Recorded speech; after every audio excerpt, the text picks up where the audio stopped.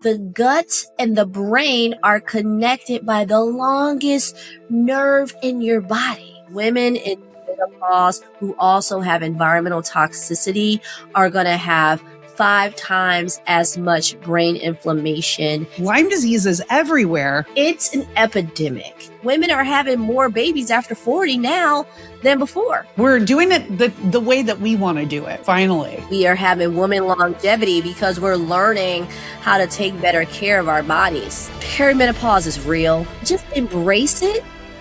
Be proactive before it happens. And know it's natural.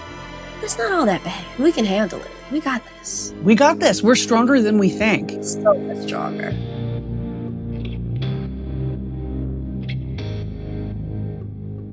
There's a very specific kind of frustration that so many women hit in midlife. You feel off, not yourself. Your energy is different. Your brain feels foggy. Your mood shifts. And you know something isn't right. So you go to the doctor. You run the labs. And everything comes back normal. And yet, you don't feel normal at all. Today's conversation is about that gap.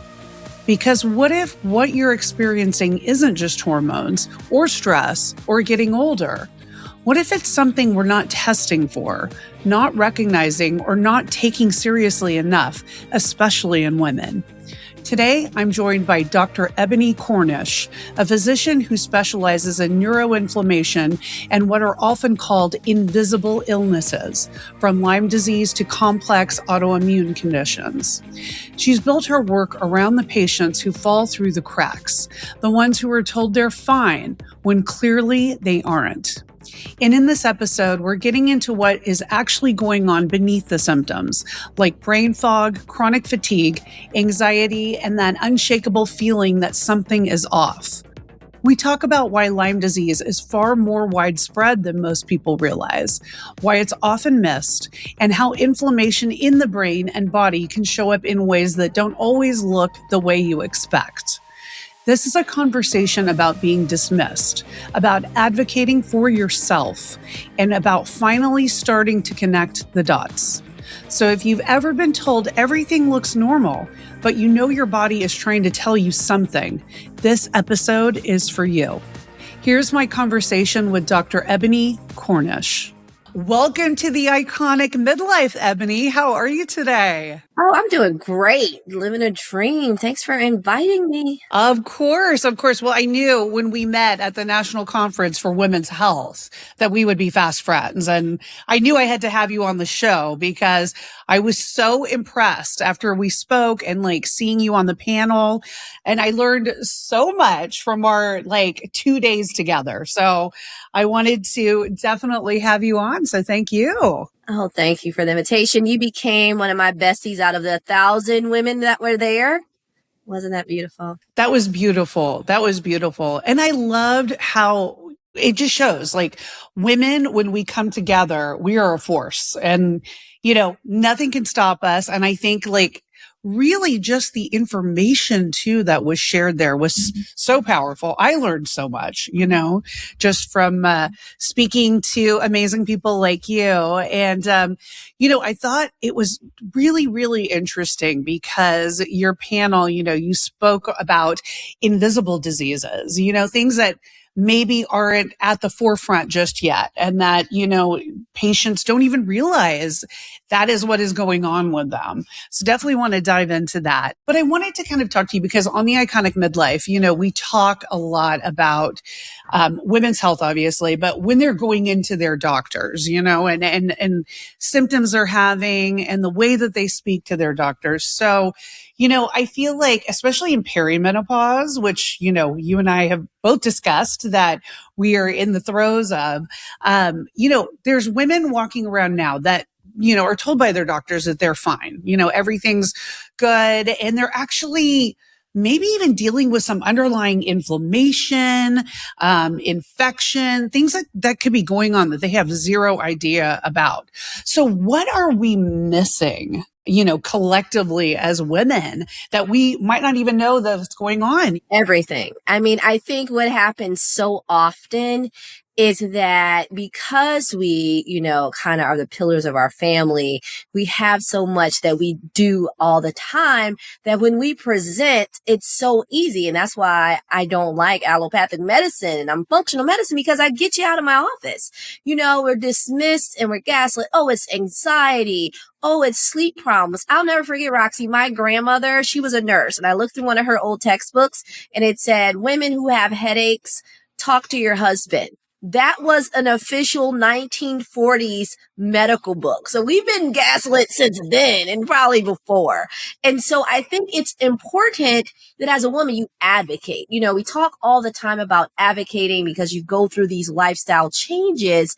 However, what we need to also understand is how menopause and perimenopause impact not only your body, but your brain, and how estrogen, which suppresses inflammation, when it goes down, our inflammatory burden goes up. So that gives us a higher risk of so many things. So already, right, we have that risk of inflammation because our hormones are changing. And then the question is why? So I've developed strategies that look at woman's brain health and woman's brain longevity that I call neural longevity, because what I find is that when you're looking at the root causes, when you're understanding that the woman's brain, we have different types of patterns that we might see as we go through menopause, decrease in blood flow in our brain as we transition when I'm looking on brain imaging. And that's so important because it impacts how we respond to other things we may encounter, like some of those invisible illnesses we discussed at the roundtable. One of the things that really blew my mind, first off, which I appreciated that you addressed, was getting to the root cause of things. And one of the root causes that you spoke about was Lyme disease. And, for somebody like me who I feel like, because I'm interviewing amazing people such as yourself, really great experts, I always thought that I had some sort of a handle on what that meant, what Lyme disease meant and root causes. Turns out I did not know, because I always had this notion of Lyme disease, especially, it's something that you get in the Northeast in a wooded area. If you're around deer ticks, taking hikes and being out in nature. And so I thought it was a very isolated disease, specific to especially that area of the country. But when you and I were talking, you told me, no, that is not true. Lyme disease is everywhere. And it's not just in these heavily wooded areas. So what are we getting wrong about how widespread and how overlooked Lyme disease is? First of all, I want to tell you, you know more than most of my colleagues, most of our board certified doctors who think that Lyme is just an anomaly, right? But let me tell you something. It's an epidemic. It affects millions of people worldwide. So I'm president of International Lyme and Associated Disease Society. So it's over 600 multidisciplinary physicians around the world. What we know is that Lyme disease is a clinical diagnosis. Now, let me tell you, Roxy, when I first started, I was worse than you because I'm from Detroit, right? I'm from an urban environment. I went and did my training at Brown University in Rhode Island. I hadn't really heard of Lyme disease. I didn't I didn't hike. I didn't think, oh yeah, I'm in the woody area. I live in the city, And what I found out is that Lyme is everywhere. And I'll never forget my first female patient with Lyme disease. She had been on 5 different antidepressants because no one ever tested her. And when we talk about Lyme disease, we're talking about Lyme and other infections as well. And we also have to understand that the testing isn't great. That's why this year at HHS, they had the Lyme disease roundtable, right? Because they brought together doctors and researchers and advocates that understand that this is such a misdiagnosis. People are going undertreated. It mimics so many other conditions. So my patients are diagnosed autoimmune disease, anxiety, depression, psychoses, even multiple sclerosis, right? ALS. I've seen patients who've had the root cause of this underlying infection contributing to it. So by the time patients get to my office, they've been kicked out of multiple doctors' office because they've told them that the tests are negative. But we know that the standard tests from LabCorp and Quest are not sensitive. So I always invite when I'm training doctors, I say, look, if you have a patient, even when it comes to neuropsychiatric manifestations of disease, right? Someone whose anxiety isn't going away, or if they have brain fog, because how many of us are tired and with brain fog? Or if they have just overall fatigue, right? It's such a nebulous clinical presentation that you have to put it on the differential diagnosis, because if you don't, then patients will suffer. And then that's when it becomes neurologic and more chronic, because you kind of missed that mark. So if a woman suspects that she might have Lyme disease, what does she do? What does she go about? Like, how does she get tested, or what is the right approach for that? So I always tell people it's in steps, right? So if, let's say you're listening today and you might have, oh yeah, that sounds familiar. I have some brain fog. I don't know why. I'm really tired. My mood shifted out of nowhere. I might have some benign aches and pains, and no one can answer these questions. Less than 50% of people even recall having a tick bite or a rash, right? So what you do is you go to your standard provider. If they are doing tests and kick you out and you know that there's still something wrong, you can find doctors, because there's hope that there are doctors that are part of things like ILADS, my organization, and other integrative doctors who specialize in just doing the digging. It doesn't mean that you're going to go to a Lyme specialist and have Lyme, but guess what? You're going to have a good, thorough analysis, which might require, in my case, I look a lot at SPECT scan brain imaging. So I'm looking at a 3D image of the brain, and I can tell if a patient has inflammation or not. So you're coming to me, you're having all these nebulous symptoms. Then I see an inflammation. You may not know what you've been exposed to. And then I start doing more sensitive diagnostic testing. Because the testing for Lyme, it's so messed up. That's what I like to say in doctor words. I mean, we miss so many patients. That's why we keep advocating for better tests. But more importantly, doctors need to use clinical judgment, and patients need to not give up hope and keep advocating until they find the right provider for them. Advocating for themselves is so important.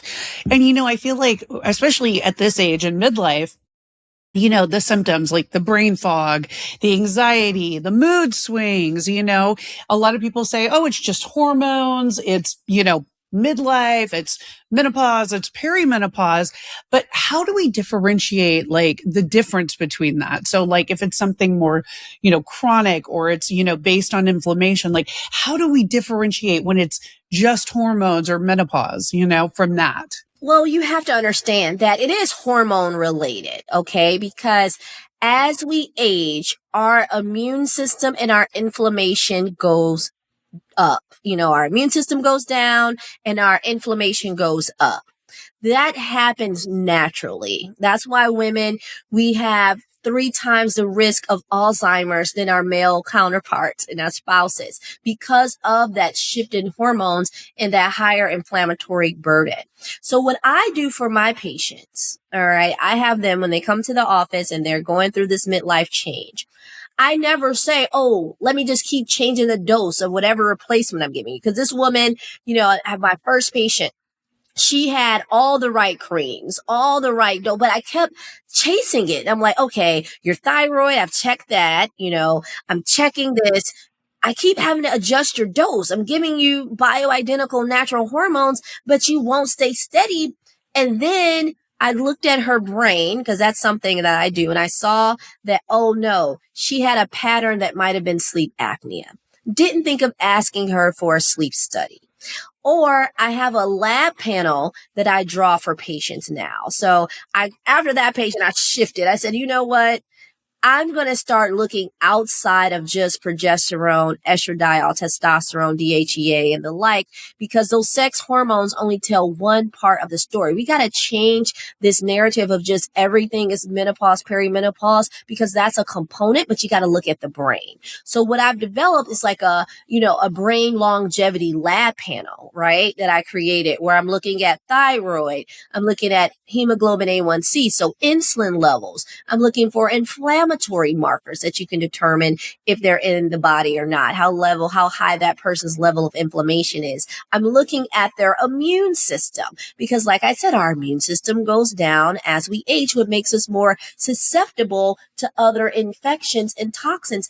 And then if I have a woman who's really struggling, that's when I might even add the infections, looking for Epstein-Barr, looking for herpes viruses, looking for Lyme disease and co-infections if the picture matches that presentation, because women suffer from them. And because of our changes in immunity, we're going to be more likely to have those neurological changes than others. And so then we're sitting around with brain fog and fatigue, hormones that keep needing to be adjusted and replaced, not getting that benefit. I don't know how many of my patients come in, they're like, okay, where's the weight loss? Where's the energy, doc? Where's my mood? And I'm like, oh, guess what? You also have chronic Epstein-Barr that we need to address, And so it's like the detective work that I love doing in brain longevity, because people miss that important part of the conversation, is how inflammation can impact hormone support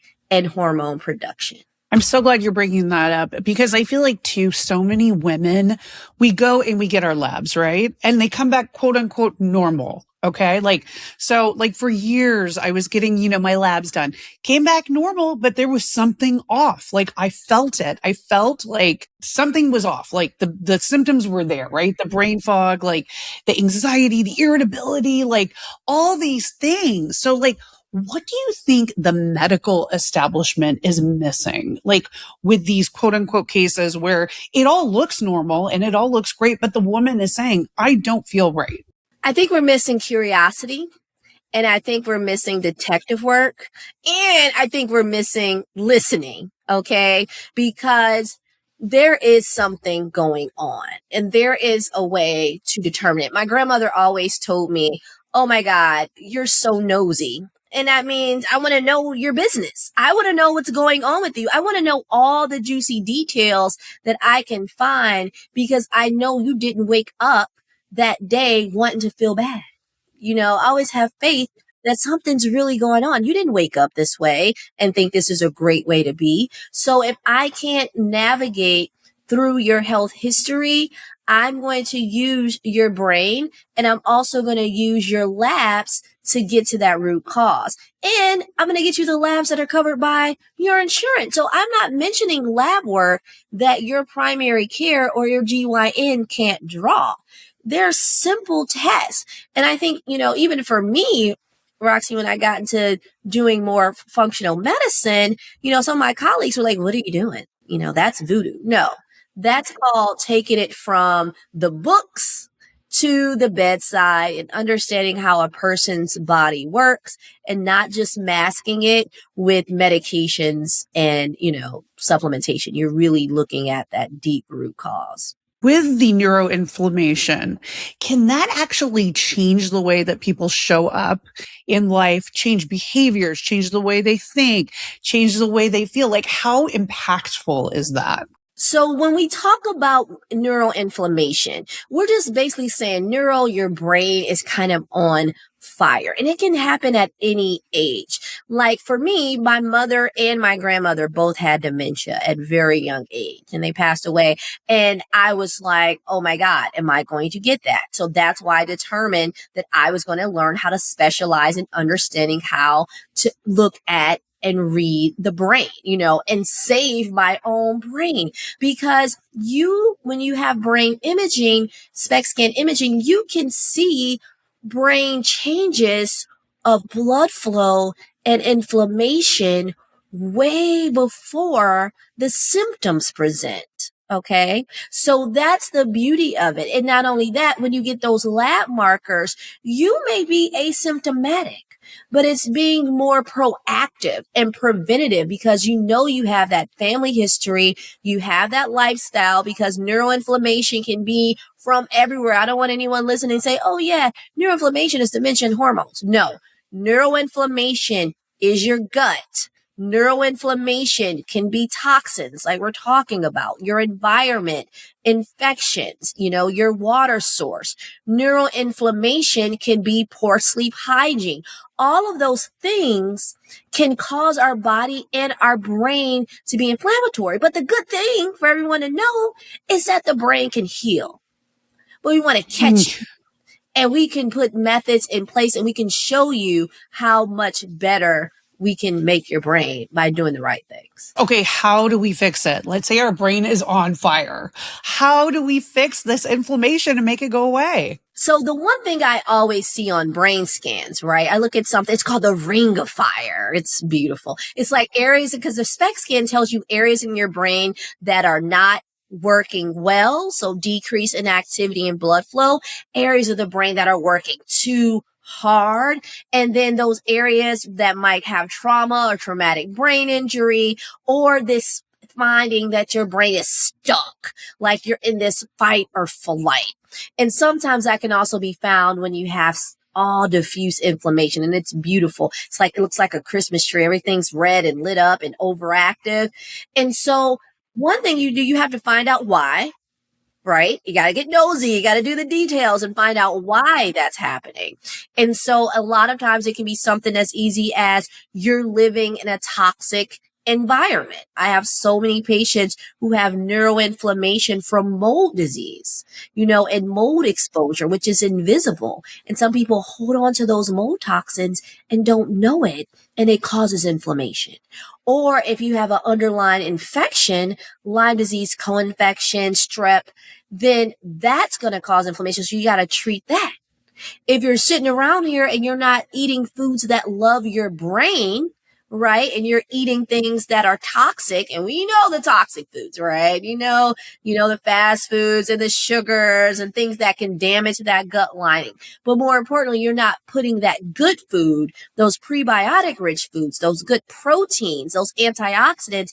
You're damaging your gut, causing inflammation, which is also going to cause inflammation to the brain. So you have to treat that. So it's all about different levels. But my favorite part is when I find these patients who try to do everything right.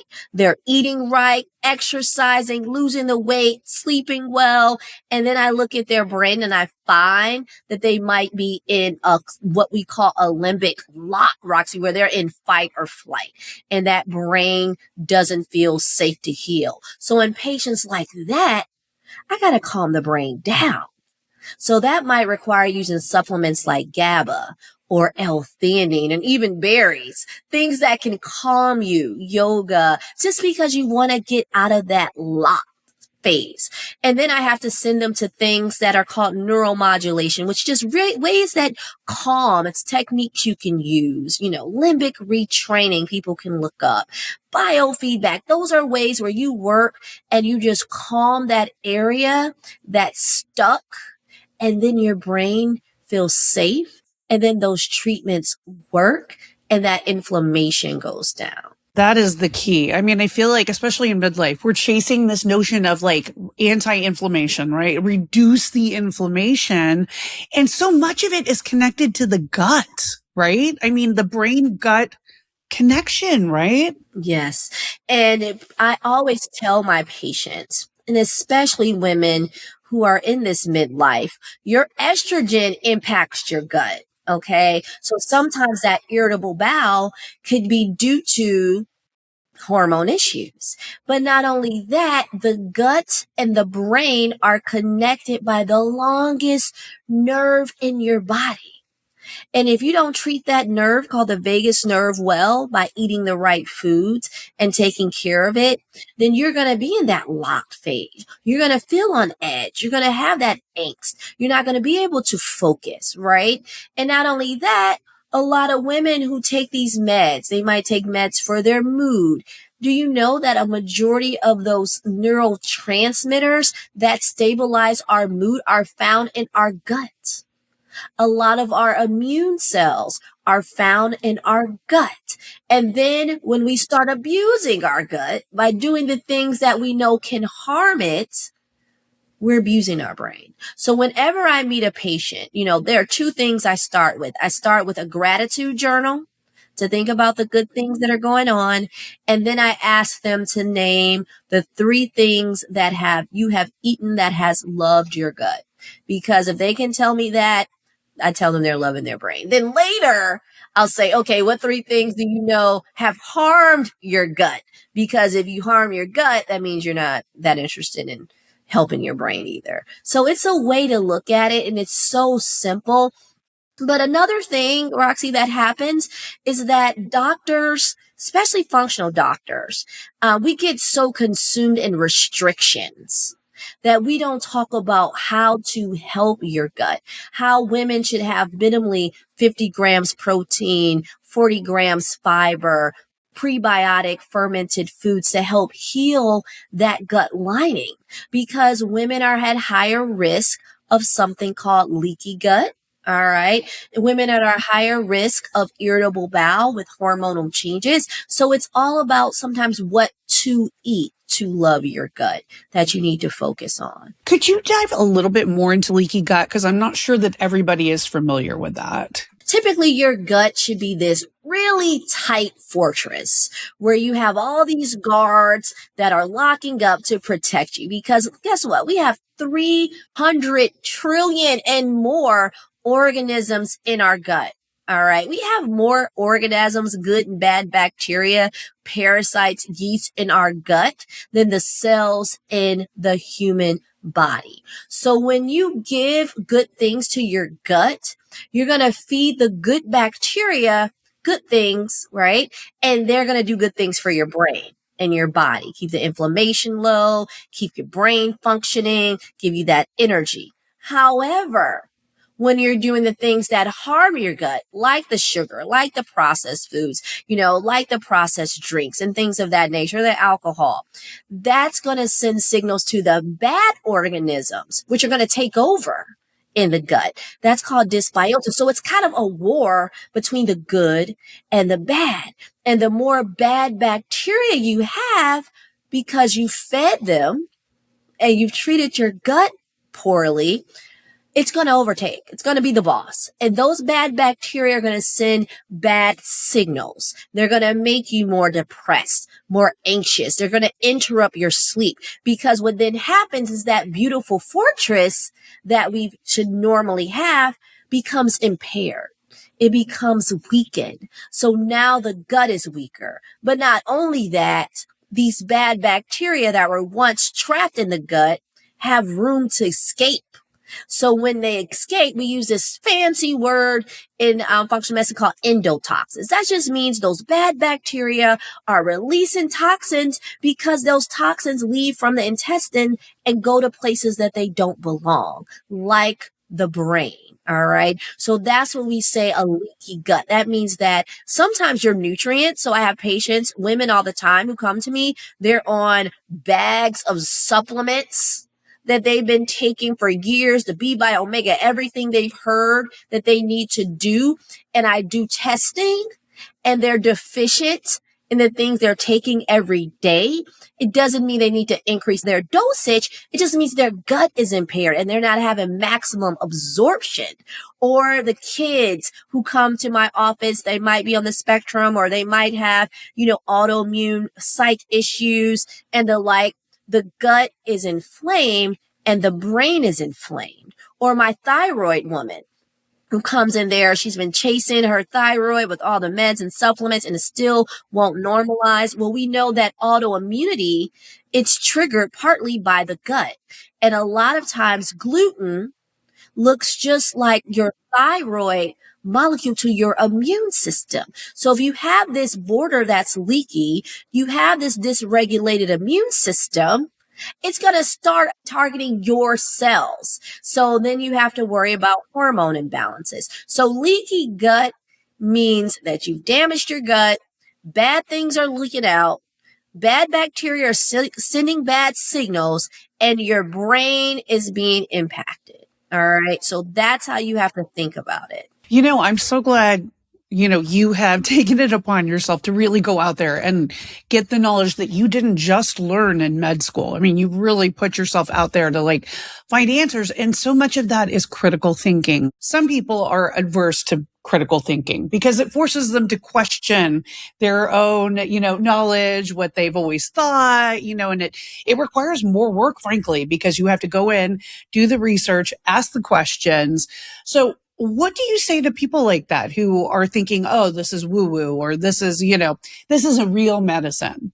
What would you say to people like that? I want them to understand I sounded just like them when I first started. I was there. But when you start gaslighting patients, when you start dismissing them and lowering their faith because they're believing you're going to be the one to help them, when you start using words like idiopathic, which we throw out so often, oh, it means we're an idiot and we don't know where it comes from. Or, oh yeah, that's just fibromyalgia. Well, where did it come from? Oh yeah, that's just an autoimmune. But why did that happen? When you stop having that curiosity, you're doing a disservice to your patients and sometimes even malpractice in some states because people are struggling. And it might seem challenging, especially with our current healthcare environment, to take the time to ask those questions. But it's a blessing when you can, and it restores hope in a person who may not get that help otherwise, and it can save lives. So I just tell people to keep trying. I have so many doctors who listen to me and they may sign up for, the Institute of Functional Medicine and get training on functional medicine. Or they may say, hey, I'm seeing patients who have these chronic invisible illnesses and they get trained with, my organization like ILADS. It's all about having faith that people can help you, but more importantly, as a doctor, to understand you can get the training to do this. It just takes effort. And we took an oath to first do no harm. And you're doing harm when you're ignoring your patient and not taking the time to figure it out. Absolutely. And I think, to your point, there's a place for all of this. Like we can have functional medicine. We can have traditional medicine. We can why wouldn't we want to try every single tool that we have to try to get better health? Exactly. Because it is the human body. So, it's not one functional doctor that I know. We're all MDs. We all went through medical school training that doesn't understand how important it is to also use specialists. I'm not a cardiologist. I'm not a surgeon. I'm not a neurosurgeon. I look at the root cause, but it's also important that we work together and collaborate as a team. So I always have a great team of open-minded specialists that I work with because my patients deal with complex neurological conditions and I have to wear several hats every appointment because they have psych issues, hormone issues, infectious issues, pain issues. So it's important that even if you're practicing, integrative medicine, that you still include allopathic medicine because that's how we're trained. That's how we get our boards. But you still have to have more curiosity to look deeper because it's not always as simple as just dismissing someone out your office because you get impatient. As far as the neuroinflammation goes, especially if you're seeing these rings of fire and, all of this brain inflammation, do we need to be worried later on down the line about dementia, Alzheimer's, all of these diseases of the brain, if this neuroinflammation goes untreated? We should be worried about dementia and more. Okay. As I said earlier, we are 2/3 more likely women to develop Alzheimer's. And I think a lot of it has to do with the hormone depletion that takes place as we age. That's why I always check hormones and I try to make sure they're optimized no matter when you went through menopause When we talk about neuroinflammation, I always check my female hormones, because we need optimal estrogen, progesterone, testosterone, DHEA, not only just for our overall well-being, but to support inflammation. All right. And decrease that inflammatory burden, especially with our brain. So I have a lot of women who might be in their 70s, 80s. They're like, I don't need hormones, And then when I give them that support for whatever deficiency, then they start having better cognition. And we start seeing brain inflammation go down. The only thing that's really unfortunate, especially as it raises our risk of dementia, is that as our estrogen decreases, we have slower perfusion, blood flow. Okay.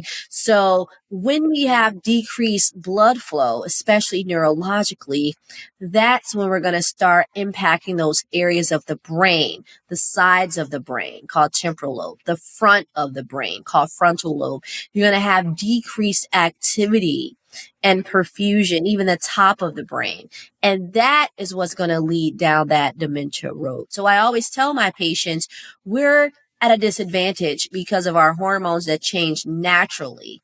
And not only that, because the blood flow changes naturally because it's associated with your hormones. So that makes you at a higher risk. Like I said, coming from a family of 2 women with dementia, and you got to start treating, one thing that I really wish I understood back when I was growing up as it relates to brain inflammation is mold illness, because women in menopause who also have environmental toxicity are going to have 5 times as much brain inflammation as someone who's living in a very clean and toxic-free environment.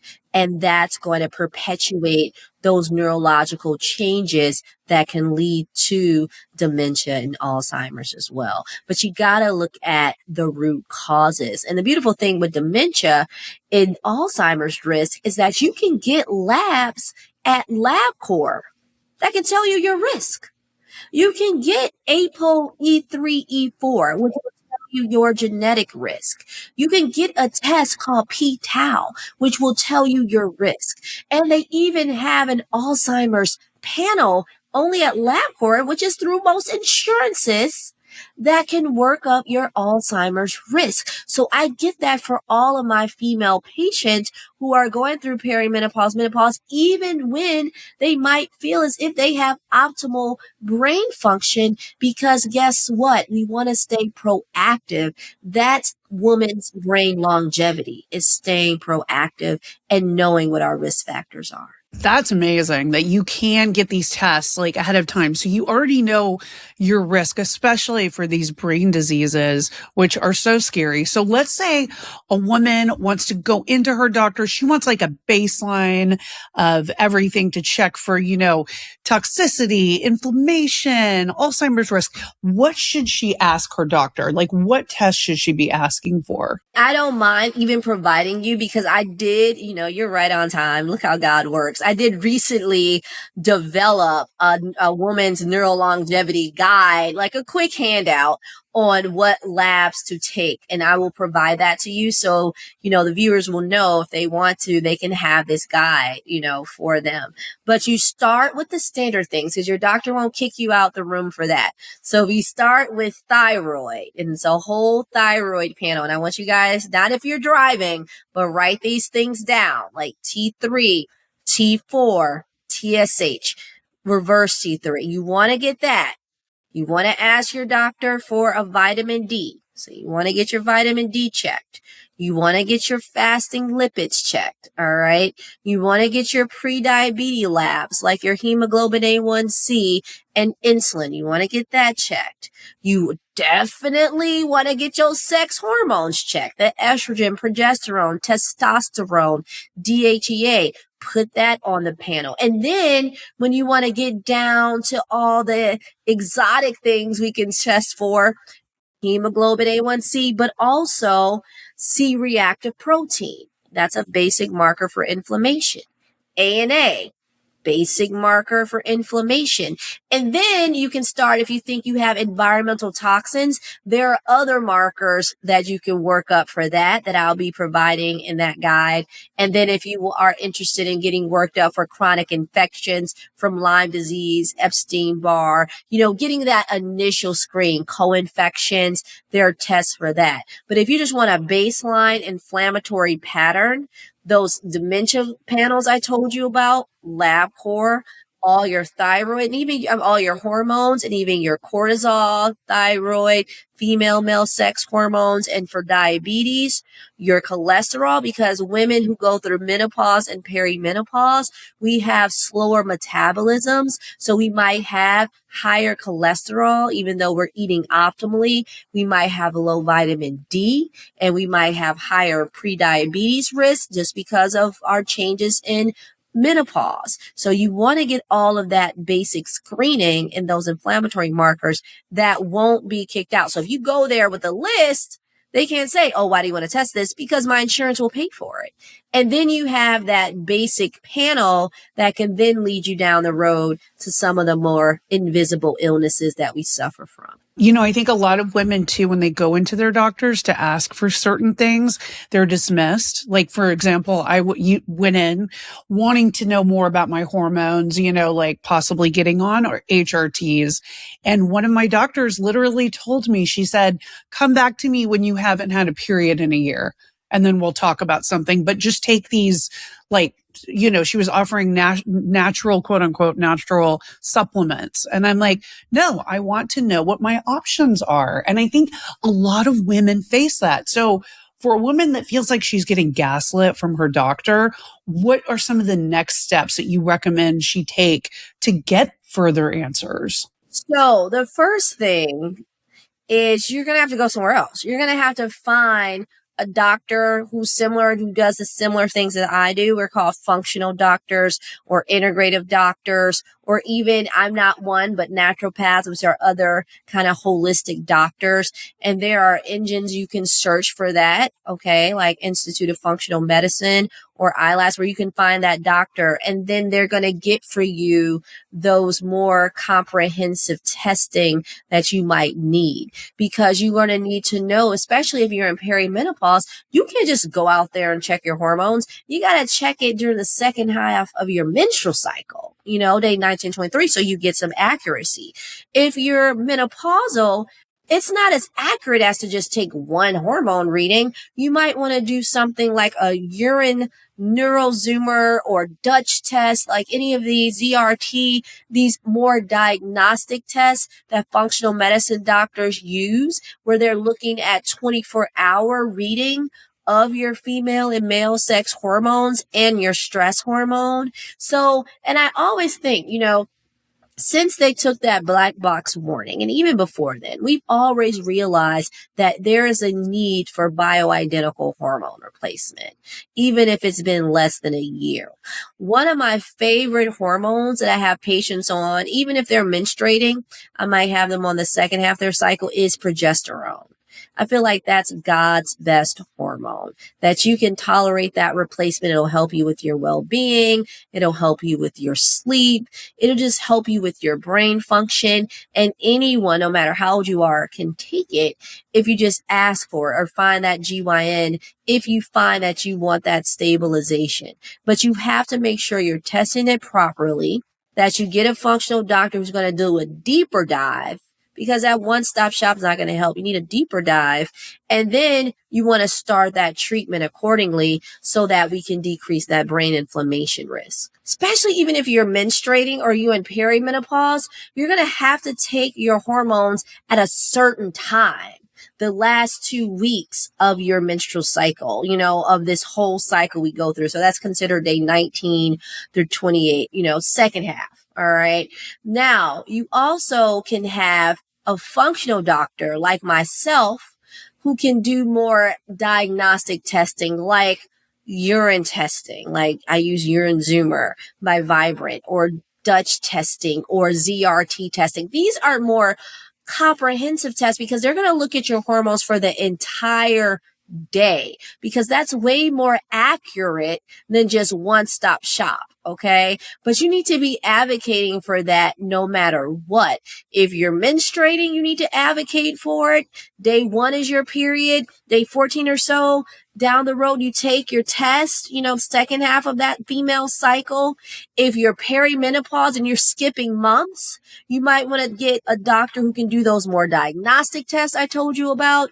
And if you've been gone for 6 months, don't get gaslit. Ladies, you need to get the right type of comprehensive test so that you decrease your risk of chronic brain inflammation. It's imperative that you do it. I'm glad you're bringing up the Dutch test because there's been like mixed reviews about the Dutch test. Some people, love it. Some people don't. So what do you think, like medically speaking, like, is it a good test for us to do? Should we make the investment to get the Dutch test? Yes. And I think that's only one of 3. I like the Dutch test. I like, Vibrant Lab has a urine hormone zoomer test. And I like ZRT tests. I think that tests are more accurate if they are 24 hours.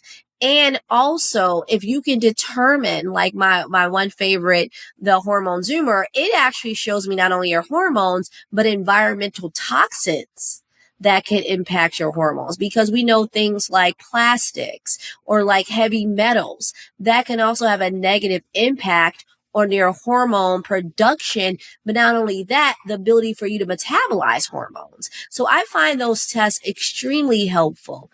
And it also looks at your stress hormone, cortisol, right? So you're looking at all that throughout the day.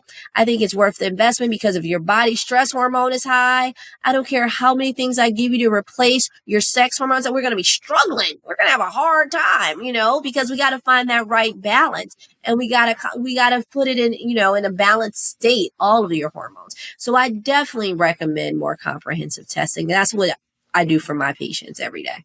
For the woman that's listening right now or watching, she wants to optimize her health in the next 6 months. What are 3 important steps that you think she should take to do that? A midlife woman that's listening right now. So the first thing, because I believe in my faith, it guides me every day. I feel like women, we need to start our day with vitamin D and with gratitude.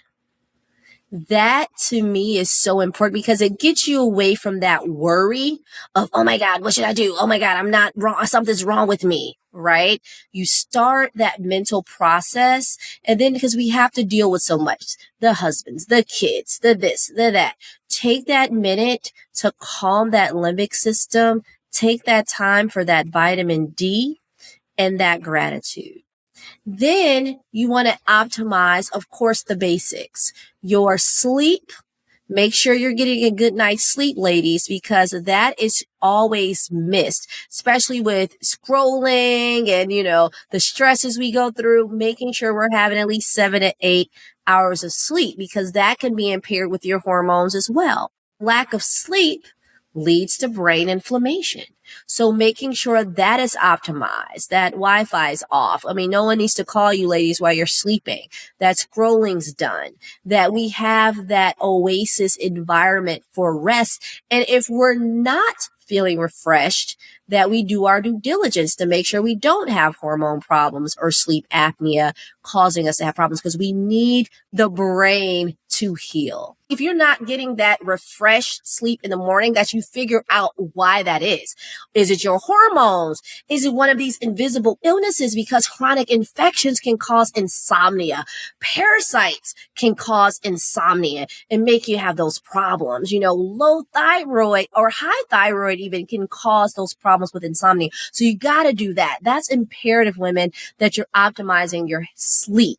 I like to look at things like Oura rings to see if I'm getting into a deep REM sleep. But I mentioned that to my doctor because I cannot tell you how many women I see who are complaining about not losing weight, having hormone issues, in perimenopause, and have not had a sleep study. And they have sleep apnea. Don't snore. Don't even have any signs. The only sign is non-restorative sleep, and that leads to brain inflammation. And the third step is try your best to remove those foods that you know your brain doesn't love. Try your best and make a list, because I give you realistic expectations, okay, and goals. Think about right now the top 3 things that you know you ate this week that did not love your brain. The last 3 things this week that did not love your brain, and try to remove them. And then try more, because I've already told you, ladies, we have higher levels of inflammation. So trying to get rid of the sugars and the alcohol, and the processed foods to the best of your ability is what you need to do. And you know what? Take one step at a time, because we're all human. Make it baby steps. Make it small victories. Forgive yourself if you can't, but know that this is brain longevity. You're trying to save your brain by saving your gut and doing these baby easy steps to lower inflammation. Are you a fan? Because I've been seeing this all over social media. Are you a fan of parasite cleanses? You got to do it cautiously, because I told you before, there are trillions of bugs in our gut. You're looking at me and I'm looking at you. We both have parasites right now, but it's about decreasing the load, but more importantly, improving your immune system. So I think people get parasite cleanses all wrong. They're trying to focus on just colonics and doing these things, over the counter without guidance, and they could be harming their gut bacteria at the same time. I think if you're going to do a good parasite cleanse, you need to work with a doctor, because not only do you want to filter out the parasites, right, which we are to have them. Everyone's going to have a parasite. We just don't want an overgrowth of toxic organisms. So you want to make sure you're stabilizing the good ones. One of my favorite bacteria that I need and you need for your brain is bifidobacterium. So that's in probiotics. You can find that. So you make sure you have that. Make sure you're not eating food that feeds the parasites and the yeast, because they usually are hand in hand, like the toxic sugars, because that's a food source. So if you're living and you want to do a parasite cleanse, but you're not removing the sugar, you're in a lot of trouble, because it's replicating, and it's replicating very quickly. And then making sure you're optimizing hydration. Making sure during that parasite cleanse that you're limiting your, beef and your pork during that time, because that's their major food. They love it, especially pork. That's where we get it, sushi.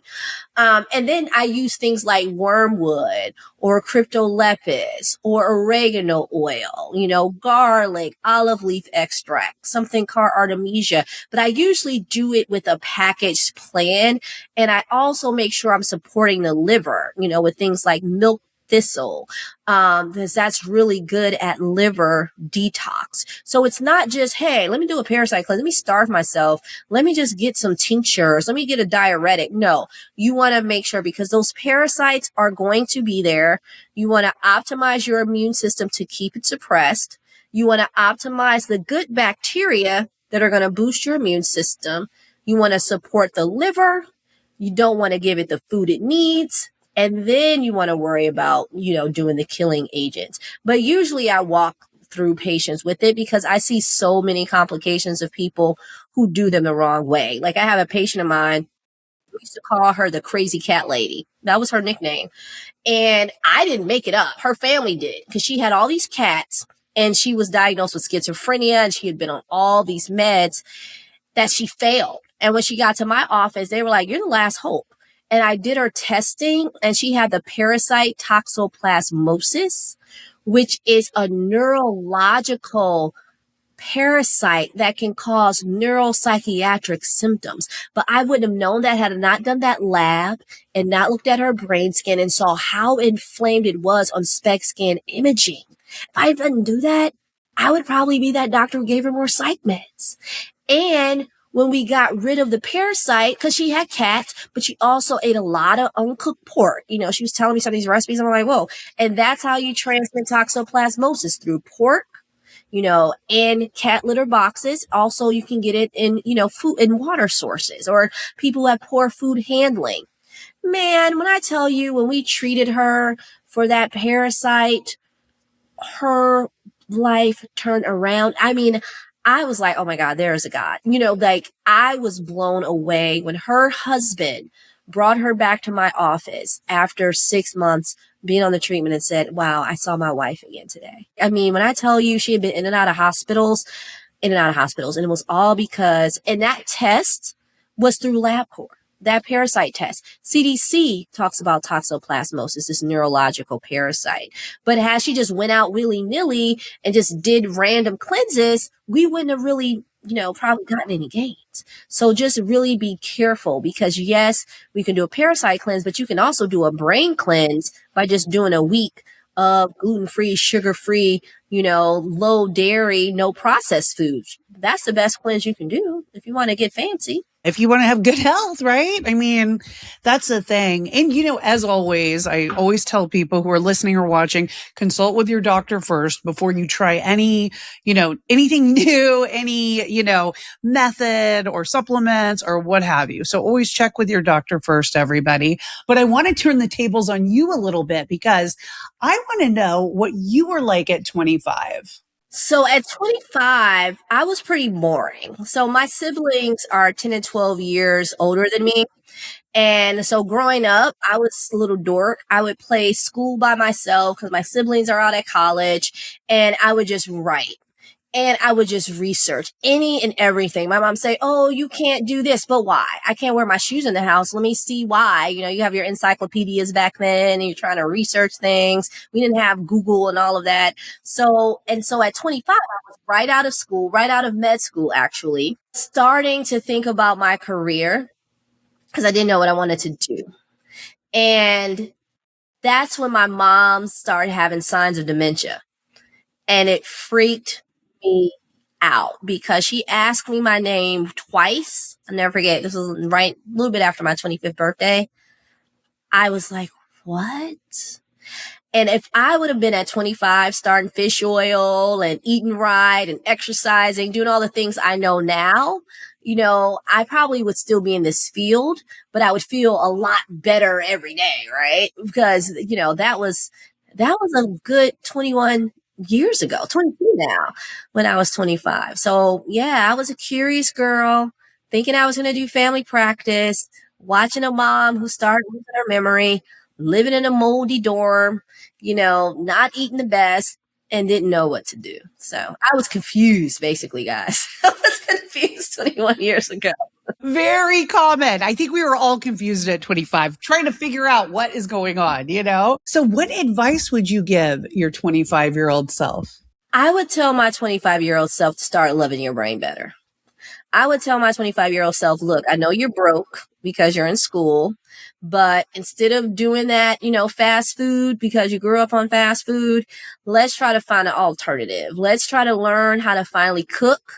Let's try to learn how to use steamables, that are 99 cents so I can have some veggies. Let's learn how to really use that George Foreman grill. You remember those? It make chicken, remember those grills? You can put the chicken in there, get some steamables. Let's make sure you get your faith where you need to be because God's going to show you a lot the next 21 years. So there's a lot of things, that I would tell myself. And not only that, watch what's happening with mom because you don't want to let it happen to you. You might not be able to save her if she doesn't listen, but, at least learn about this now. Learn about mold, learn about brain, learn about fish oil, the things that I wish I knew now to give her that might have helped. But God makes everything happen for a reason. But that's what I really would tell myself. Take it seriously. Because at 25, you think you're invincible. You're renting a car for the first time. You're not thinking about this, But that's probably I probably told myself a lot more. But that's definitely. I would have said, get ready to have triplets, pretty soon. Because I do have those triplets. They came later. They would have said, you're very fertile. Getting ready to have triplets. You got to prepare yourself. They're going to be here, down the road a few years. Proud member of that geriatric, motherhood club right here. Yes. I remember being told that by the doctor, like, welcome to the geriatric mother club. I'm like, all righty, here we go. Exactly. They make you feel so bad. Like I was 35 when I had pregnant and the doctor said, you know what? only animals carried litters. I was like, I didn't plan this. I'm just hyper ovulatory. I'm 35. He made it seem like these kids would not make it. Now they're the healthiest triplets I know, making videos about pediatric obesity and brain health because they're learning from mom.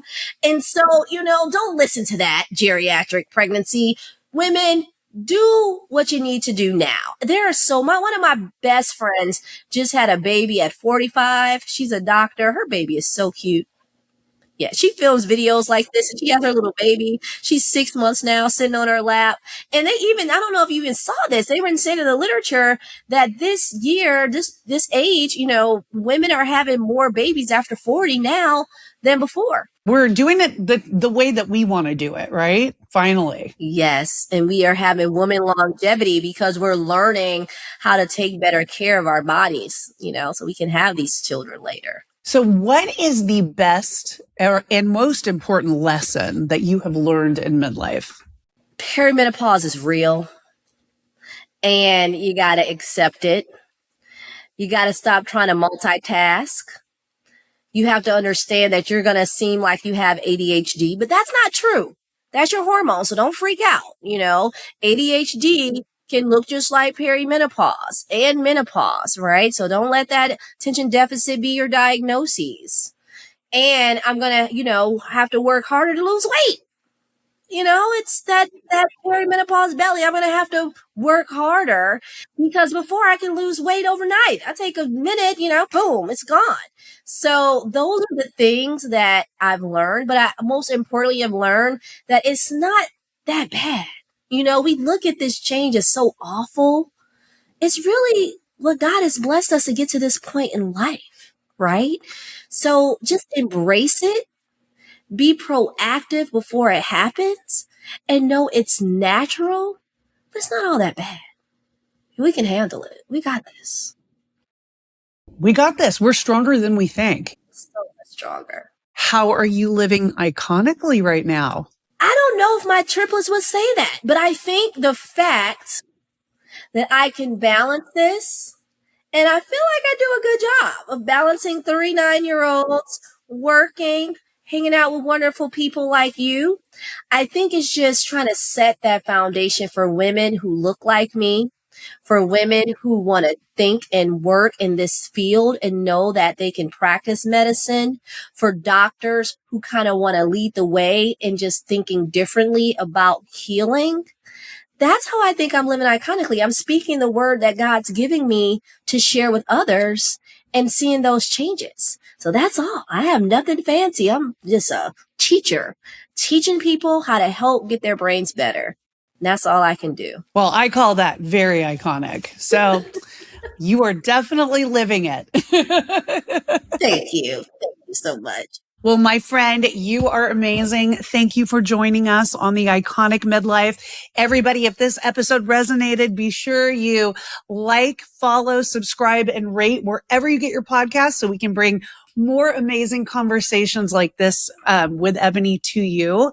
And Eboni, I want you to tell everybody where they can find you. My website is Eboni Cornish, so my whole name.com, or I'm associate medical director at the Amen Clinics, where I treat all these complex chronic illnesses and autism. I have a 2-week intensive program for patients who have these invisible illnesses we've been talking about today. And that's at the Amen Clinics, and that's www.amenclinics.com. And I am functional medicine provider there, director. And you can find me on social media. On Instagram, I do a lot of different videos, short talks that you still don't serve as medical advice, just serve as education at dr.Eboni Cornish. Those are the easiest ways. I'm on TikTok. Just look me up. I'm here. I'm here to help and keep the faith, because there are other doctors that are here to help that do this work. So, and ilads.org is also my organization as well for those who need specialists who treat complex chronic illnesses. So yes, keep the faith, guys. Keep listening to podcasts like this to learn. I am just so grateful that we could have this conversation. We had such a fun time at the National Conference on Women's Health in Washington, D.C. So I look forward to many more fun times with you. Yes, next time it will be in person. Guys, I'm going to hang out. We're going to be in person. Yes. If this episode resonated with you, if you've ever felt something in your body wasn't being fully seen or understood, send this to a friend who needs to hear it too. These are the conversations that help us ask better questions, advocate for ourselves, and stop accepting "you're fine" as the final answer. If you've enjoyed this episode, take a second to follow, rate, and review the show. It genuinely helps more women find these conversations. And if you want more unfiltered, real, and thought-provoking discussions like this, make sure you're also following along on social and watching full episodes on YouTube and listening wherever you get your podcasts. Because midlife isn't about fading into the background. It's about getting sharper, smarter, and more in tune with what your body is actually telling you. And remember, whether you're connecting the dots, questioning the narrative, or just starting to listen to yourself in a new way, you're not crazy. You're evolving, and that's iconic.